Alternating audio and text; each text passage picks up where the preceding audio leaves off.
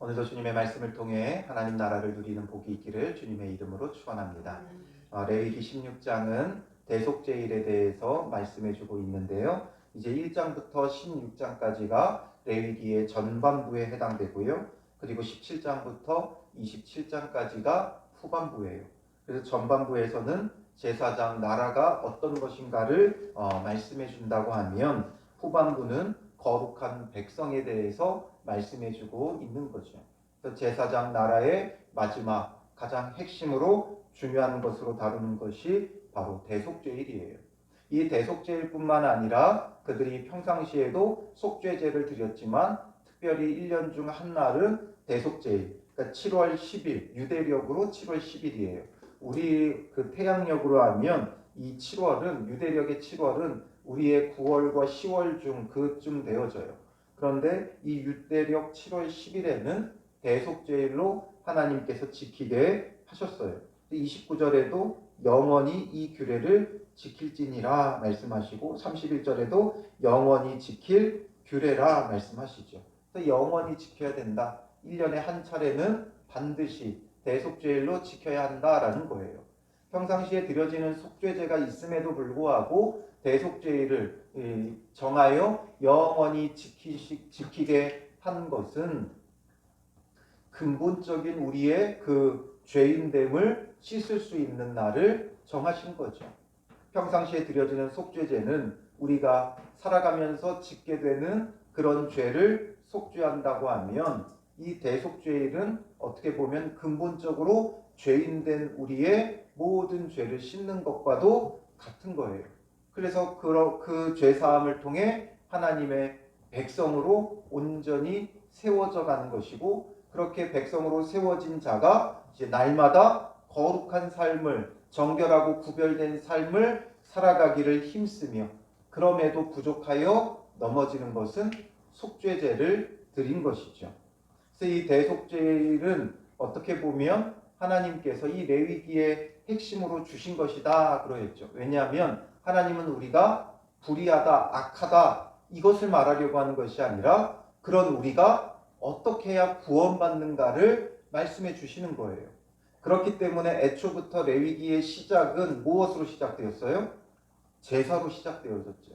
5대 제사가 어떻게 드려져야 되는가를 먼저 말씀하셨어요. 그래서 죄사함과 구원의 은혜를 우리가 누리는데 주님의 마음이 있다라는 거죠. 그리고 이 대속죄일의 원리는 이제 나중에 그리스도께서 우리를 구원하시는 원리, 십자가의 구원의 원리와 고스란히 이어지게 되어지죠. 이것을 통해 우리는 예수 그리스도를 통해 누리는 구원이 얼마나 큰 은혜인가, 하나님의 놀라운 은총인가를 깨달을 수 있어야 하는 것이죠.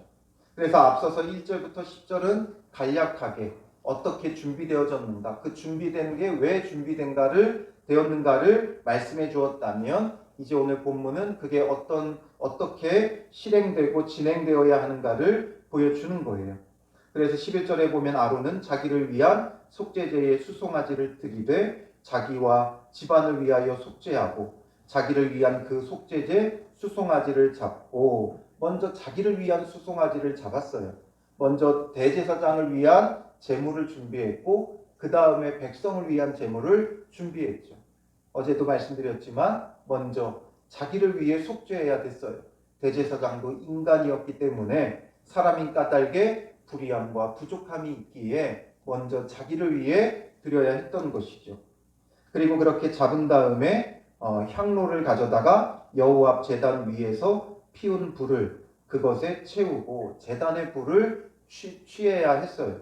그리고 곱게 간 향기로운 향을 두 손에 채워가지고 휘장 안에 들어가서 여호와 앞에 분향하여 향연으로 증거궤 위 속죄소를 가리게 할지니 그리하면 그가 죽지 아니할 것이며, 먼저 분향하여 그 향기와 연기가 이 속죄소를 가리게 했다 말하죠.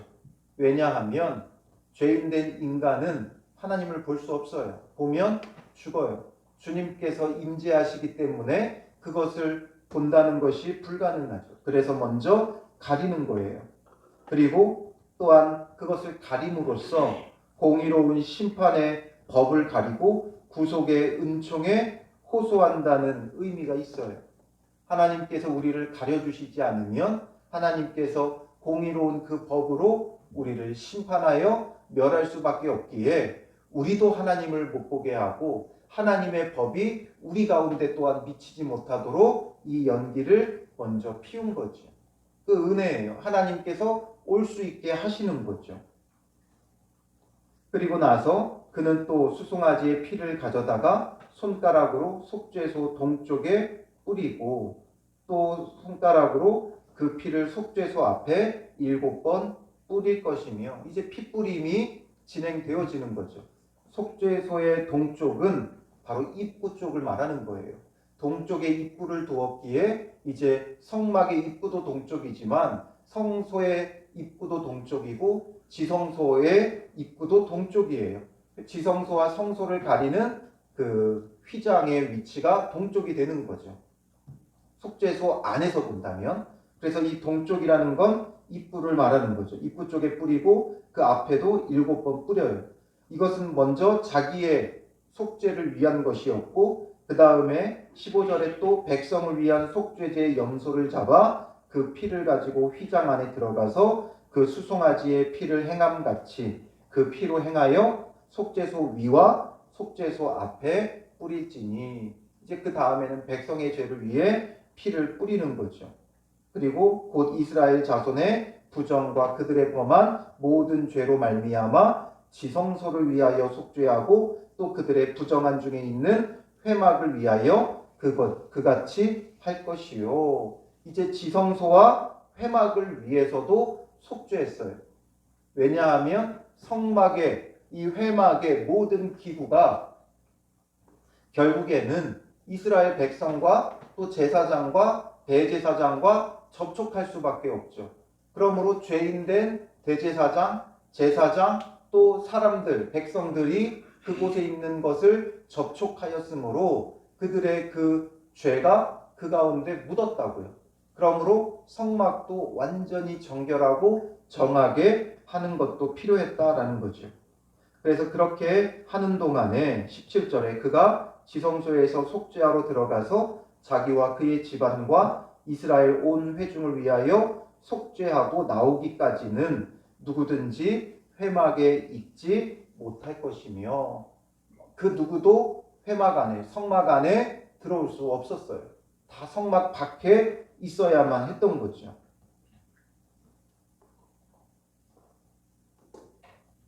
그리고 나서 그는 여호와 앞 제단으로 나와서 그것을 위하여 속죄할지니 그 수송아지의 피와 염소의 피를 가져다가 제단 귀퉁이 뿔에 바르고 또 손가락으로 그 피를 그 위에 7번 뿌려 이스라엘 자손의 부정에서 제단을 성결하게 할 것이요. 그 다음에는 이 제단을 정하게 하는 게 그 다음에 이루어졌어요. 그러니까 제사장의 속죄를 위해 먼저 피를 뿌리고 그 다음에 백성을 위해 속죄의 피를 뿌리고 그 다음에는 지성소, 회막, 제단, 그러니까 성막의 모든 기구의 정함을 위해 피를 뿌렸다라는 것을 보여주죠. 결국 이 속죄의 핵심은 어디에 있느냐? 피를 뿌림에 있었어요. 피 흘림이 없이는 사함이 없느니라 말씀하죠. 그래서 피로써 생명으로서 죄 사함을 하는 거죠. 이것은 오직 예수 그리스도의 십자가의 피 흘리심과 그 대속의 죽음을 우리에게 보여주고 있는 거예요. 오직 예수 그리스도의 보혈 없이는 의로우신 참된 하나님의 어린 양이신 예수 그리스도의 영원한 피 흘림, 큰 대제사장이 되신 예수 그리스도의 이 중보의 사역 없이는 우리에게는 불가능한 것이다 라는 거죠. 오직 예수님의 보혈만이 우리를 모든 불의에서 깨끗하게 해요. 그러므로 우리는 날마다 예수 그리스도의 보혈을 의지해야 돼요. 이들은 영원히 이 규례를 지켜야 했다면 우리는 날마다 예수 그리스도의 보혈을 의지해야 된다라는 거죠.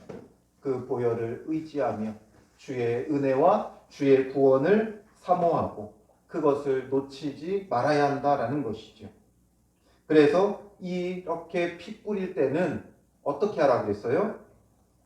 대제사장 외에는 그 누구도 회막에 있지 못한다. 아까 17절에 보았죠. 대제사장만 회막에 있어야 되는 이유는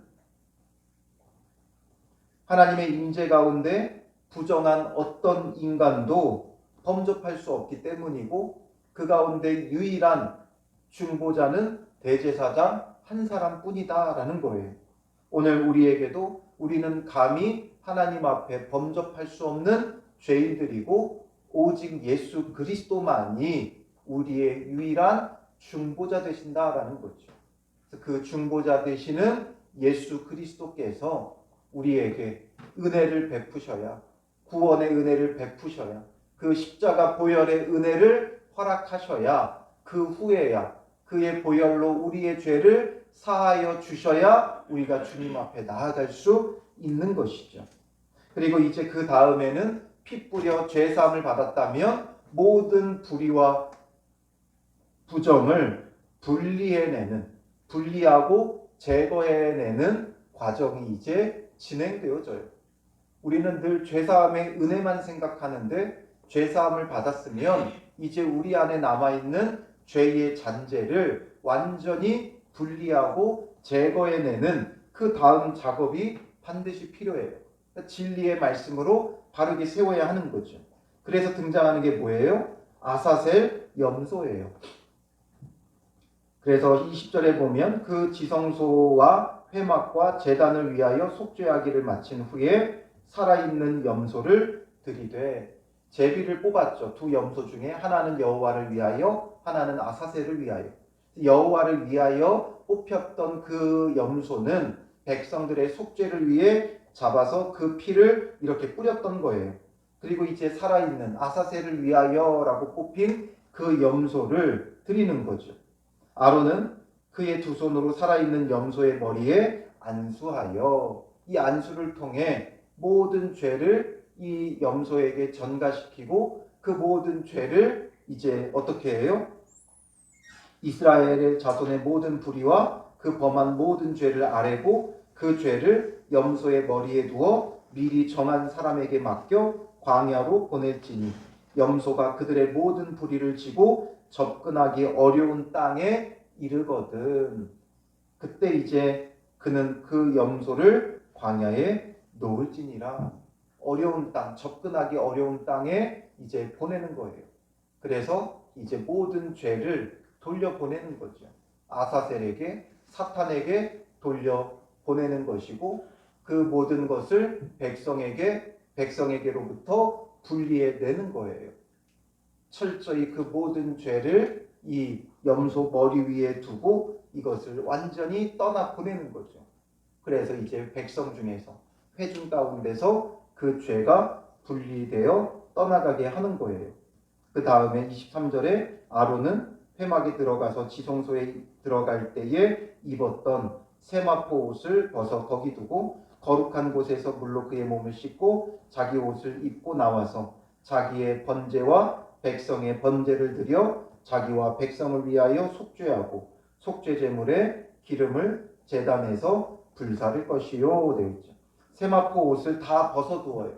왜냐하면 이것으로 인해 속죄하며 드려지고 이 세마포 옷에 묻은 그의 모든 부정함과 불의함을 이제 분리해내는 거죠.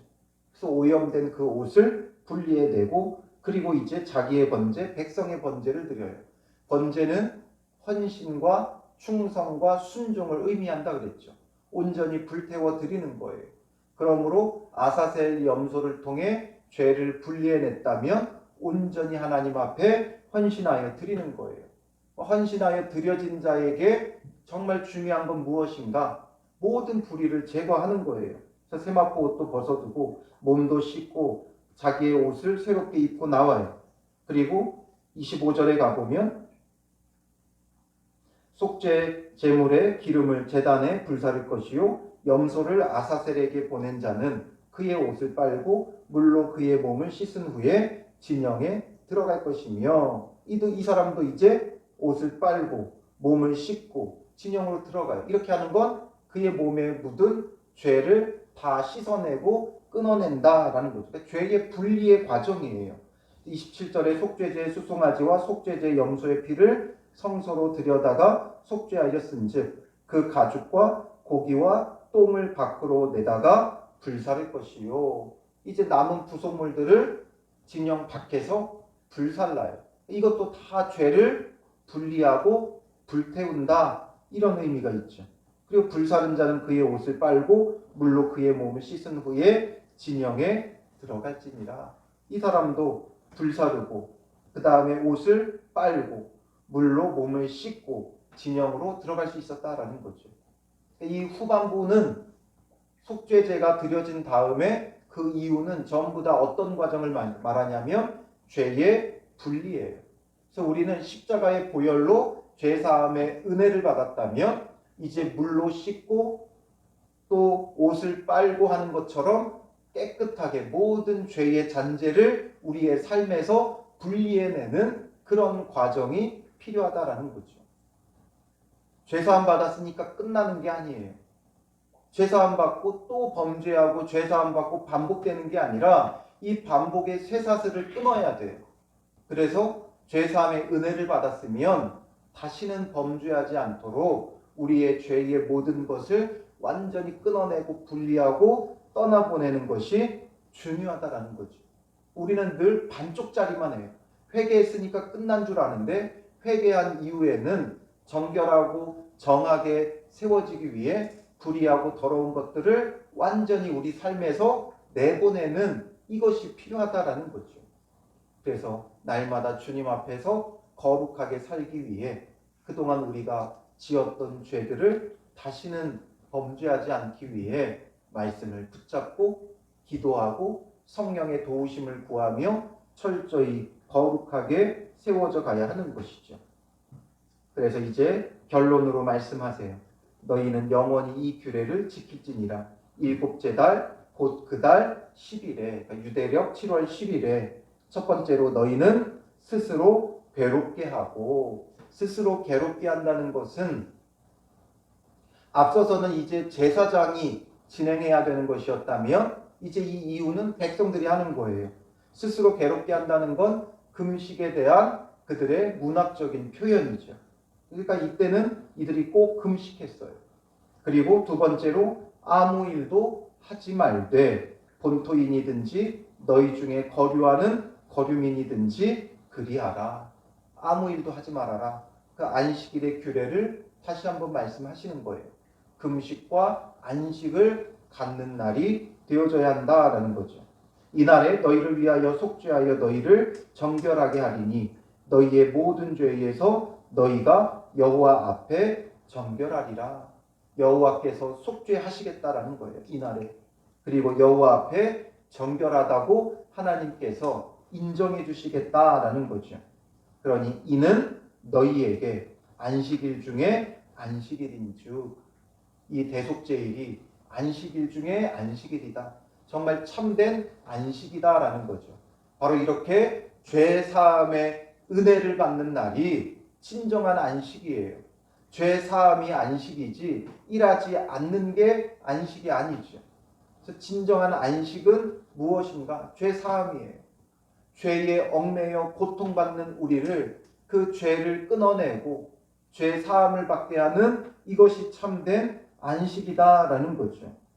그러므로 이 안식은 이전의 안식일의 규례의 그 안식은 하나님의 창조를 기억하고 기념하는 것이고 마지막 날에 누릴 영원한 안식에 초점이 맞춰져 있다면 이 대속죄일의 안식은 영적 각성과 죄의 자복에 초점이 맞춰져 있는 거예요.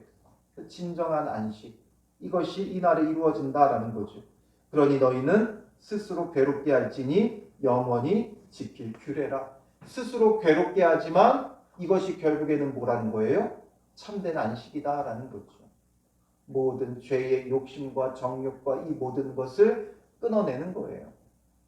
그래서 금식하며 욕심과 욕구를 따라 먹고 마시고 살아가는 게 아니라 자기의 모든 욕구를 끊어내는 거죠. 금식을 통해.